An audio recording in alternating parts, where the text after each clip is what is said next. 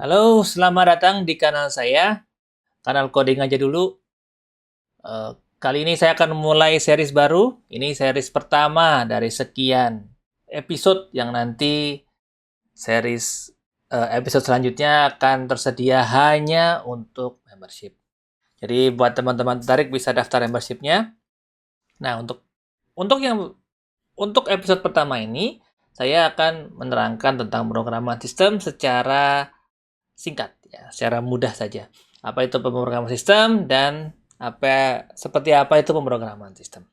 Oke, kita mulai aja kali ya. Sebelum kita ngomongin pemrograman sistem, seperti biasa ini merupakan lanjutan dari materi pemrograman C yang kemarin. Jadi di kanal ini ada series pemrograman C yang mana di situ saya hanya membahas tentang pemrograman C secara umum dan juga sedikit tentang libc. Nah, di pemrograman sistem ini saya akan bahas lebih dalam lagi tentang sistem dan pemrograman sistem. Dan memang karena ini memprogram sistem, tentunya media yang saya pakai yaitu bahasa pemrograman C. Oke. Jadi kalau kita berhubungan atau berbicara tentang sistem, berarti kita berbicara tentang hardware kita. Jadi yang akan kita bahas di pemrograman sistem adalah gimana caranya kita berinteraksi dengan perangkat keras kita tanpa melalui banyak layer ya, gitu sebenarnya. Sesimpel itu. Jadi kita tahu bagaimana cara kerja CPU, gimana cara kerja memori, gimana cara kerja soket, bagaimana cara kerja cache, ya itu nanti di materi-materi selanjutnya. Oke, sebelum kita memulai, yang akan saya bahas adalah tentu saja kita mulai dari Hello World, gitu kan. Nah, kalau teman-teman melihat dari sebuah source code C, ya kan, sebuah source code C mungkin cuma beberapa line seperti ini. Lalu kita compile, misalkan dengan ID, tinggal klik saja kemudian run gitu. Nah, di situ sebenarnya ada proses kompilasi. Jadi yang pertama saya akan bahas tentang proses kompilasi sebuah program. Nah, kebetulan pemrograman sini yang paling kelihatan cara kompilasinya.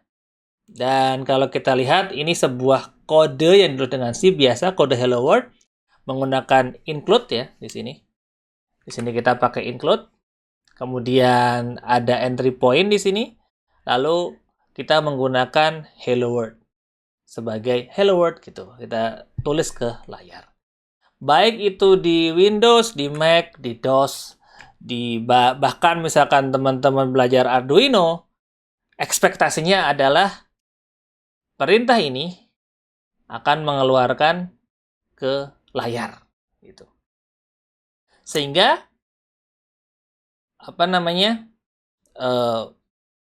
kalaupun kita pakai Windows maupun kita pakai platform yang lain, ketika kita panggil puts, ekspektasinya keluar di layar. Nah, sebelum ke sana, kita bahas dulu cara kompilasinya. Jadi, sebuah program C text seperti ini akan pertama kali dikompilasi dalam bentuk bahasa assembly. Nah, bahasa assembly ini sebenarnya mirip dengan bahasa mesin. Kemudian, dari bahasa assembly ini akan dikompilasi menjadi namanya object code. Jadi object code. Object code ini sebenarnya isinya adalah dari file ini. Ini adalah bahasa mesin langsung dari file tersebut ya, dari main C dan mana. Tapi object code ini belum usable, belum bisa digunakan dan dijalankan. Nah, supaya bisa dijalankan, object code ini harus digabungkan atau di-link dengan pustaka atau library untuk membuat sebuah executable. Nah, mungkin teman-teman yang pakai Windows sudah familiar dengan itu semua ya. Jadi kalau ada file exe, itu file bisa double klik kemudian bisa jadi menjalankan sebuah program. Nah, ini cara yang mungkin saya pikir kuno ya. Maksudnya dulu di assembly kemudian di assemble jadi objek kemudian hello exe. Compiler modern biasanya skip part ini. Sehingga dari C langsung dibuat ke object code, kemudian di link jadi dengan sebuah library jadi exe gitu. Ini tidak akan teman-teman lihat ketika teman-teman memakai IDE seperti Visual Studio atau bahkan kalau pakai Visual Studio Code atau cuma di run juga nggak akan kelihatan. Nah, di sini saya akan tunjukkan bagaimana si Visual Studio maupun IDE ini mengkompilasi programnya secara manual. Oke. Kita mulai dari apa namanya? Dari Windows dulu ya. Di Windows, kita pakai compiler Visual Studio. Nah, di Visual Studio itu kita punya compiler namanya CL. CL ini adalah perintah untuk mengkompilasi dengan menggunakan command line yang tersimpan di Visual Studio. Jadi CL ini ada di Visual Studio. CL ini akan mengkompilasi file main.c menjadi main.obj. Ya, ini object file. Lalu object file ini akan di link jadi hello exe dan kita kasih subsistemnya console. Kenapa console? Karena di Windows ada dua subsistem Windows dan subsistem console. Kita pakai console supaya kita bisa menunjukkan di layar. Lalu kita eksekusi. Ya, ini harusnya ada / ini, sorry. Ya, oke. Sebelum kita lanjut, saya tunjukkan.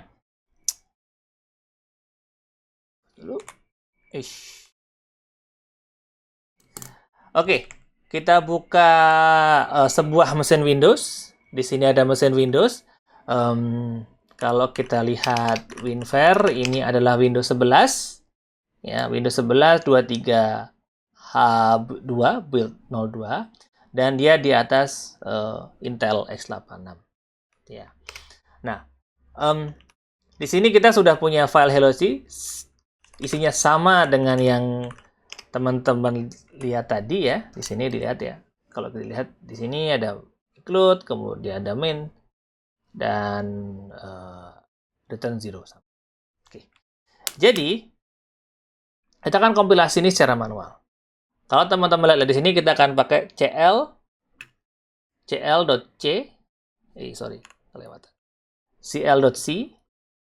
kemudian di link. Ya, kenapa jadi? Kita akan coba perintahnya. Oke. cl.c hello.c. Oke. Kelihatan di sini ya. Ada Microsoft Optimizing Compiler, hello.c itu udah dikompilasi. Kalau kita dir dari dalamnya ada file baru namanya hello object di sini. Nah, di sini hello object kita bisa link. Nah, linknya gimana caranya? Link out subsystem, diingat-ingat. Link /out hello.exe /subsystem console, ya kan? Terus file objeknya hello.obj. Ini bisa dibuang partnya. Semoga jalan. Oke. Jadi kalau kita lihat ada file baru hello exe. Yang mana executable ini bisa kita jalankan. Sorry, kalau di PowerShell nggak bisa seperti ini. Salah. Hello exe. Ya. Lihat kelihatan ya. Dia kemarin hello world. Jadi itu di Windows. Kalau kita menggunakan platform lain ya, kita pakai Unix atau Linux atau Mac, kita punya compiler lain, namanya Clang. Atau bisa juga pakai GCC kalau mau. Ini nggak harus pakai Clang, ini juga bisa pakai GCC kalau mau. Ya. Jadi di sini kita bisa memakai perintah yang sama ya, dengan struktur yang sama. Sayangnya untuk Clang ini kita menggunakan perintah yang sama, walaupun untuk dua tujuan yang berbeda. Parameter -o ini untuk kasih tahu outputnya.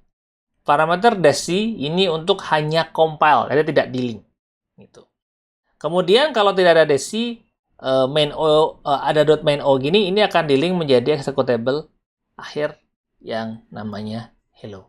Karena Unix, Linux, dan Mac tidak menggunakan extension, jadi hello ini adalah executable langsung yang bisa kita eksekusi. Ya, oke, saya akan masuk ke konsol Macintosh saya. Nah, di sini kelihatan ya, saya sudah punya.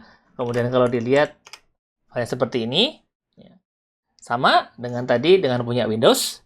Kalau kita kemudian kita clang.c, nah, ini namanya main ya, main.o, main.c, main.o gitu ya.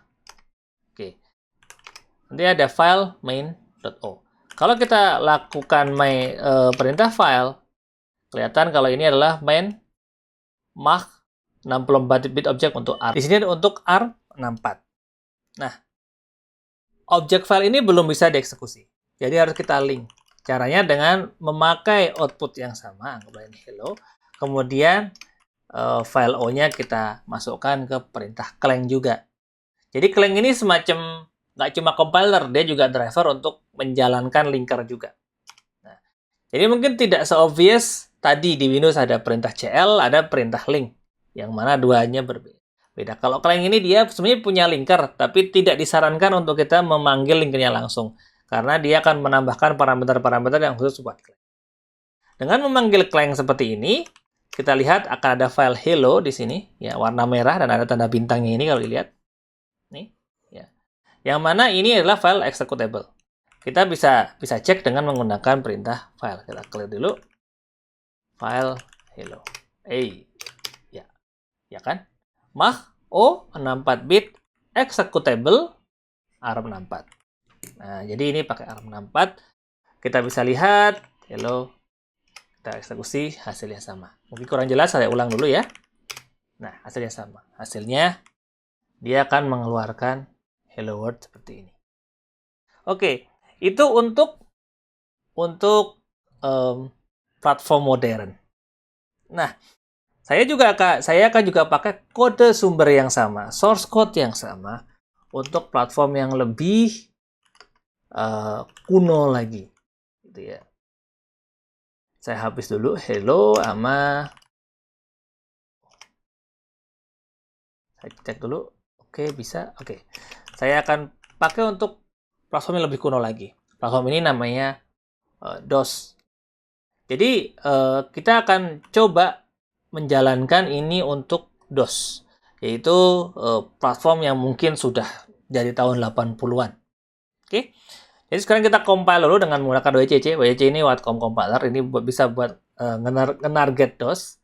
Kemudian kita masukkan prosesornya, yaitu 8086. Platformnya DOS. Nama outputnya itu main.obj. Yang di-compile itu main.c. Oke, ikutan ya. 16-bit optimizing compiler. Jadi ini targetnya adalah DOS yang banyaknya 64-bit. Kalau kita ls, ada file main.obj. Kalau kita file, ya, 8086 relocatable Microsoft. Ya. Kita bisa link dengan menggunakan WLink. Formatnya DOS. Kita nggak usah pakai format sistem. Sistemnya DOS. Name sama exe, karena DOS sama dengan Windows menggunakan executable. Terus filenya adalah main.obj. Seperti ini. WLink system DOS, name hello exe, file main.obj. Dah. Di situ kelihatan kalau creating DOS executable. Kalau kita ls, ada hello exe, saya klik dulu. ls ada hello exe. Dan kalau kita file, itu adalah MS-DOS executable. Nah, kita nggak bisa jalankan ini. Nah, kita bisa jalankan dengan menggunakan sebuah emulator. Ini saya sudah siapkan sebuah emulator. Saya sudah siapkan sebuah emulator. Di sini ini menggunakan apa namanya Windows 98. Ya, ini bisa jalanin DOS. Saya restart dulu. Saya jalankan DOS dulu nih. Enggak nih. Ini saya harus masukkan dulu. Oke, ini sudah kayaknya. Ini diejek dulu kayaknya folder. Jadi ini emulatornya bisa apa namanya? Bisa share directory lewat CD-ROM. Nah, kita bisa jalankan DOS prompt-nya. Bikin full screen ya biar enak. Ada di file D, kemudian ada hello exe ya. Tadi kita udah compile. Kita bisa jalankan. Dan sama hello world. Ya. Jadi baik di Mac, baik di Windows modern maupun di kuno, kode ini punya purpose yang sama, yaitu menulis teks di layar. Dari tahun 80 sampai sekarang sama aja. Tuh. Dan cara compile-nya pun sama. Pertama di compile dulu, kemudian di link. Jadi dari dulu sampai sekarang sama. Nah, yang setelah kita jalankan tadi baik di DOS seperti ini maupun di Windows di Windows modern seperti ini maupun di Mac ya seperti ini. Di Mac tadi udah hilang. Di Mac tadi sudah kita jalankan.